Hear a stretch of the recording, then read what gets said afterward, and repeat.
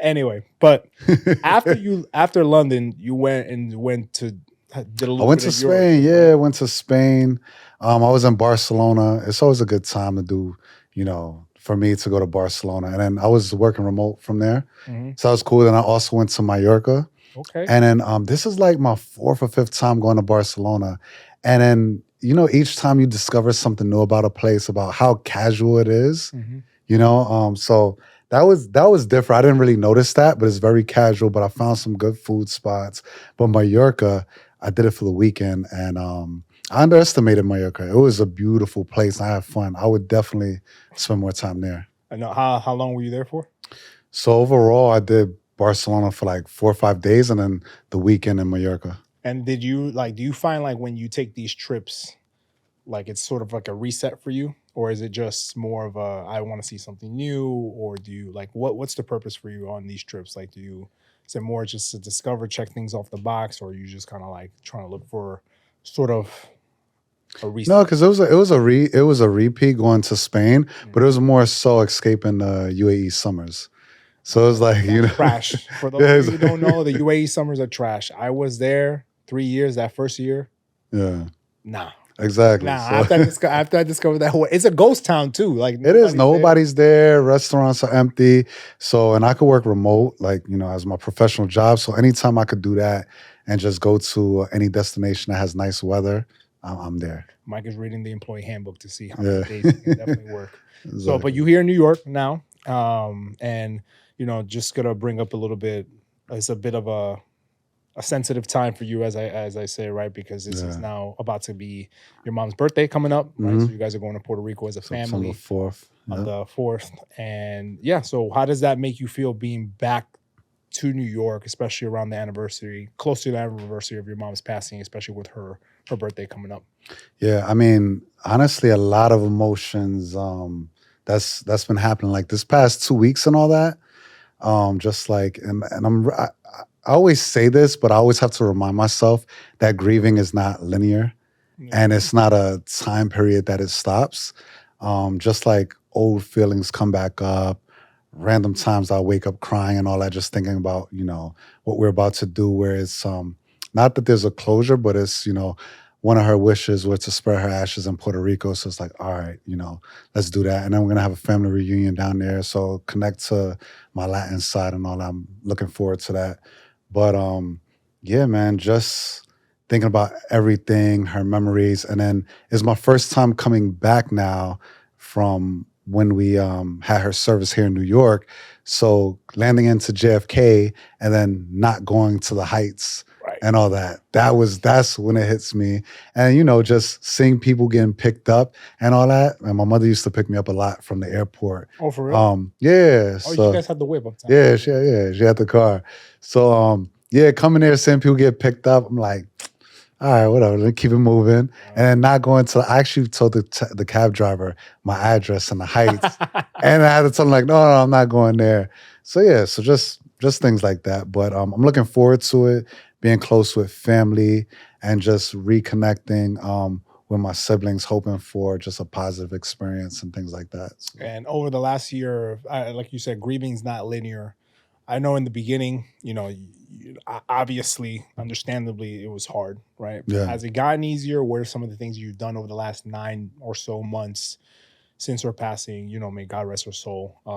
That you've done to sort of help you sort of prepare for this moment because you knew about this for a long time. Yeah, You can yeah, never predict how you're going to feel when you're in the moment or when you're going to land. Maybe it'll hit you a little harder when you're in Puerto Rico, or maybe you'll be at peace, but whatever. I mean, but what have you done over the last years to sort of help you get through the last 9 months? To be honest, man, I've kind of been slacking in that where I've been avoiding it, and that's not good. Hey, that's honest though. So yeah, so like literally trying to just stay busy and like work, work, work. When it's not for my professional career, it's for the podcast.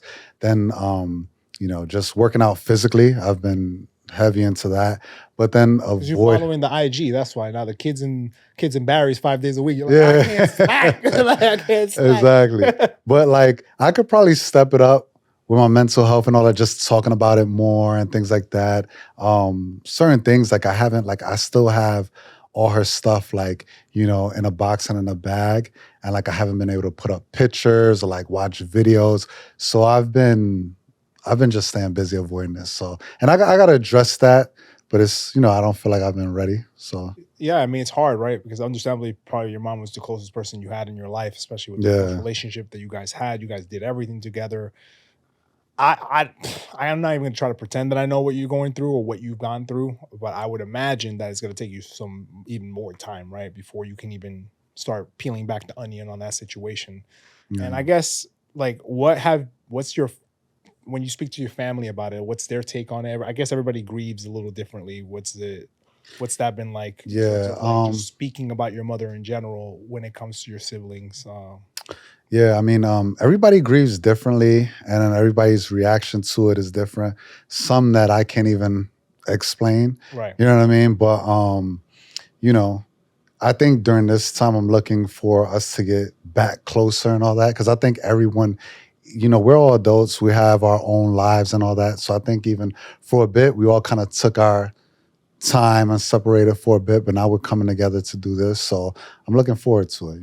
And has the over the last 9 months, I remember when you and I spoke off camera about this. I don't know if through every tragedy, there's something that can be learned, right? Yeah. Do you think there's anything that you can take from this obvious bad tragedy and bad moment in your life and turn it into like sort of like a last flight out in terms of like how you can shift certain aspects of your life, whether it's mental, physical, whether what have you like sort of gotten from it? Oh, as the lessons I learned from this situation is, you could go at any time. There's no, and the best way is to just prepare as far as from everything, as far as like do health checkups, make sure that's in order.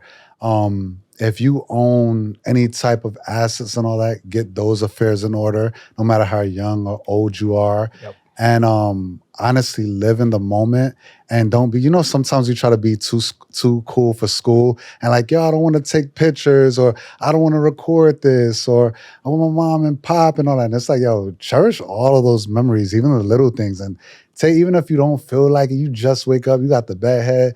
And like, I know my mom would take pictures of me like that. It's like, yo, just like live in that, appreciate that. I think people quite often, the message of our podcast is like, Yeah. pursue your dreams, take risks, grind, do what you need to do. But I think that the message that gets lost in all that is that life is very unpredictable. Yeah. Life is finite. Yeah. And you don't know when you're going to go. Over the last, I think I told you, I posted a thread about it. Over the last, in a 10-day span, I've heard of people who are 60 and 59 years old pass away. And then this morning, somebody told me that somebody who was 45 passed away. Yeah. They had cancer. I'm 33. That means I got about 27 summers left, right? Yeah. And that's not that much. It's not. I'm over here killing myself, worrying about working all this hard, doing the podcast, doing this. Sometimes I'm guilty of forgetting to enjoy the moment myself. Like Yeah. sometimes I'm not the type of person like I'm doing something cool, and I'm like, yo, I should take a video of what I'm doing just for the memories. I mean, although I have a good memory, but what if I have dementia one day? I Yeah. don't remember anything that I did. Then I don't have any of those memories that I've done. And I've gone to so many countries. I've done so many cool experiences that most people won't ever get to do. And I'm blessed to be able to do those things. But I think I forget to live in the moment because I take myself sometimes too seriously. And the one thing I've learned, especially from moving back to the States, is don't take yourself too seriously. Yeah. Don't try to be too cool. Don't it's be like, too cool. yeah, it's like go have fun. If you want to go do something, try it once, right? But I think that people gravitate towards people who honestly like live their lives, man. Yeah. At the end of the day, I feel like too many people are just sometimes it's good to have your blinders on, but don't have them so much where you're driving yourself to the ground. Exactly. Right. And then since time is so finite, it's like, we always talk, and from the guests we have on to like, the experiences we've been through, we always talk about the grind and all that. But I like to, let's have a healthy grind where it's like, if you're not happy doing something, don't do it. Do things that you're happy doing. Even if the grind is tedious, like editing this video exactly. to get it out to you guys. It's tedious. And not saying everything is going to be easy, smooth, and all that. It's going to be hard, but at least you enjoy doing it and it's a passion, us right now, this isn't easy where what we're doing, Oh, this is the you know, traveling back and forth. We're making this work, but it's like, yo, I enjoy doing this. We're great friends, and it's like, man, let's build something special here. no, exactly. So I think along the journey, of course, always tying it back to the messaging and the main theme of the podcast is I think that along the way, things are going to change. Bumps and bruises are going to come. Me and Mike are not separated across multiple continents, but he's here. I was just in London. I'm heading to the UAE in November, Yeah, right? It's just things just need to get reacclimated and readjusted. But in the middle, have fun. Like, we're going to hang out during this while he's in town. I'm definitely hanging out in Dubai when I'm there, right? Like, you know what I yeah, mean? When you're a visitor, I feel like it's different. Now you can do yeah, that. Now you can go and have fun. But I just think that take the moments that give you joy along the way, because at the end of the day, this is supposed to be fun. Shooting a yeah, podcast, making a podcast, starting a podcast, it's supposed to be fun. The moment it stops being fun, then why are we doing this? exactly. Like, then I'm just wasting money Yeah. talking to a mic into a camera. And we don't need more of those.